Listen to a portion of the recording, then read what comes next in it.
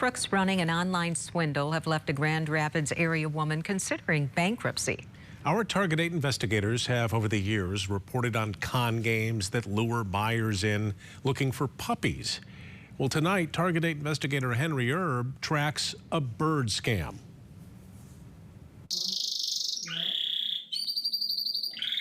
A charming canary song from a tiny bird that looks like it's wearing a fringy hat. It has a little top hat. That was all Diane Munoz wanted. I wanted a canary bird, and it's called a gloucester. What she got was a journey through delight to despair at the keyboard touch of a cruel con artist. So how much money are you out, actually? $4,000. Wow. The crime scene was online. It was all text messages from that company. The price of the bird was $200, but then came charge after charge, supposedly levied by the shipping company to ensure the canary's well-being. 95% of the charges would be refunded, was the false claim.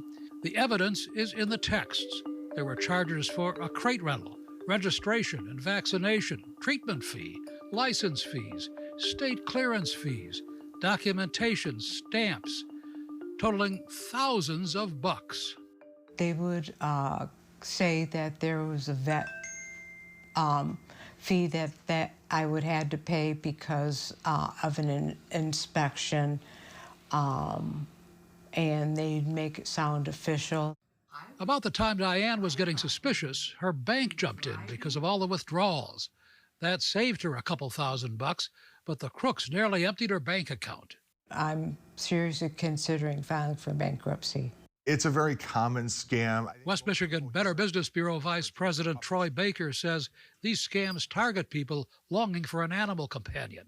We've seen it with dogs, we've seen it with cats, I even seen it with sugar gliders. There are no real animals, just pictures online with a sales pitch, put up by apparently heartless grifters who don't seem to care about the damage they do. At the end of the day, they just take your money and disappear.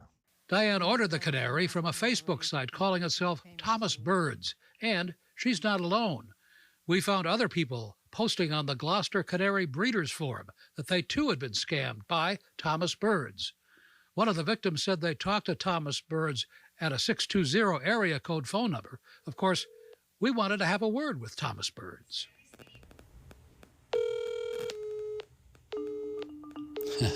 We found that the scammers are very good at staying hidden. Just when to use are busy.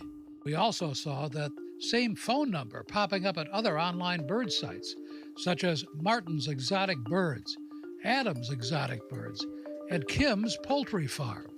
Kim's Facebook page gives an actual address in the small Kansas town of St. George. But that address is actually a single-family home on a residential street. No farm, no chickens, no surprise.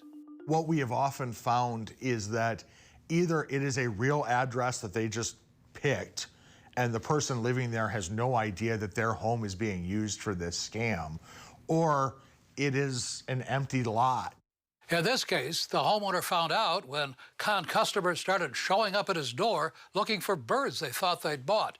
In a phone conversation, he told us that the crooks apparently stole his driver's license somehow and are using his name and address whenever they need it.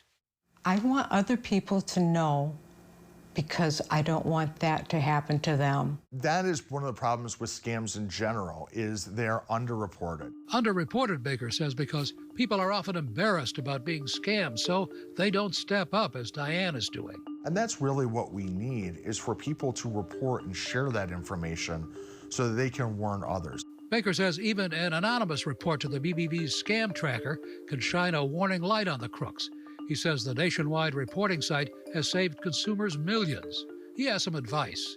If you can't go see the animal, that's a problem.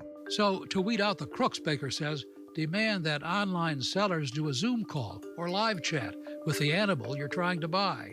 A scammer will do everything they can to prevent that. My camera's broken, my phone doesn't work, the internet's out. There's always a reason why you can't see that animal live. And if that's the case, they probably don't have it. Shopping locally so you can actually see in person what you're buying might be the surest way to avoid pet scammers. Even though the experience cost her thousands, Diane still wanted a bird and found one from a Michigan seller. She named him Happy. And he makes me happy when he sings. I'm Target 8 investigator Henry Erb.